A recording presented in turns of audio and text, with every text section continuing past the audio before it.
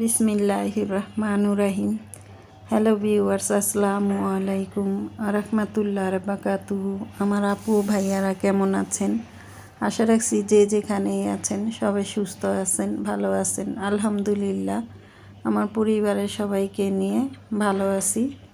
শুধু আমি আজকে একটু ইফতারের পরে আমার শরীরটা একটু খারাপ লাগতেছে, তাই যাই হোক আলহামদুলিল্লাহ তারপরও অনেক ভালো আছি। তো প্রতিদিনের মতো ইফতারিতে আরেকটা নতুন রেসিপি নিয়ে হাজির হয়ে গেলাম। এটা হলো চিকেন পেঁয়াজু। তাই চিকেন পেঁয়াজুটা আমি কিভাবে করেছি সেটাই আপনাদের করে দেখাবো। ইফতারির আগ মুহূর্তে থেকেই একটু কেমন জানি লাগছিল শরীরটা, তার জন্য ঠিকমতো আমি ইফতারিগুলো রেডি করতে পারি নাই, আর ভিডিওটাও ঠিকমতো করতে পারি না শেষের অংশগুলা। তো ভুল ত্রুটি ক্ষমা দৃষ্টি চোখে দেখবেন। তাই চলুন দেখে নিই। তো এখানে আমি 1.5 কাপ পরিমাণ মুরগির মাংস আর কি ঝুরি করে নিয়েছি, আর এটা সিদ্ধ করে আগে থেকে আমি একটু আদা রসুন আর লবণ দিয়ে সিদ্ধ করে রেখেছিলাম। তারপরে আমি আর কি মাংসগুলো আর কি হাত দিয়ে ছুটিয়ে নিয়েছি এরকম চিকন চিকন করে।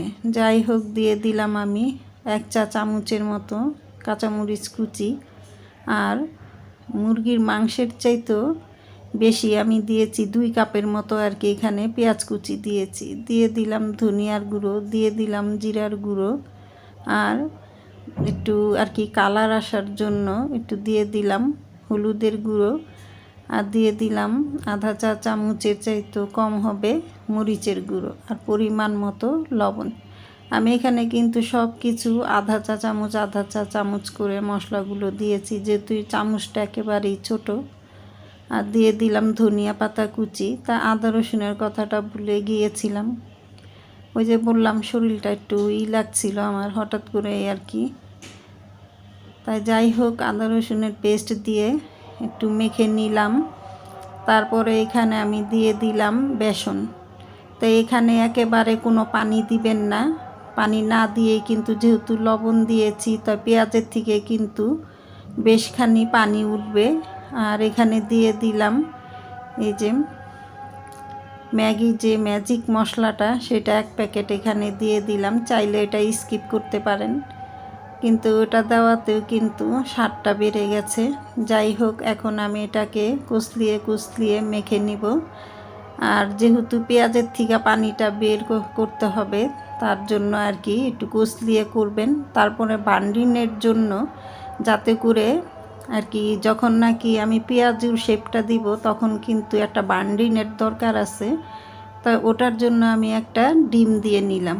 এটা অবশ্যই দিবেন, ডিমটা দিলে এটার থিকনেসটা আর কি ঠিক থাকে। যাই হোক, কথা বলে আমি এখানে সরাসরি ভাজার জন্য চলে আসছি।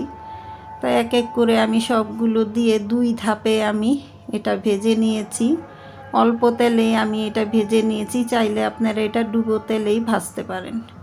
তো চলে যাচ্ছি একবারে ভেজে ওঠার পরে ভাজার অংশটা দেখাতে পারিনি, তার জন্য আমি দুঃখিত, অত্যন্ত দুঃখিত। তা কেমন হলো আমার এই রেসিপিটা চিকেন পেঁয়াজু কমেন্ট করে জানাবেন। সবাই সুস্থ থাকবেন, ভালো থাকবেন। আল্লাহ হাফেজ। আসসালামু আলাইকুম রাহমাতুল্লাহ বারাকাতুহু।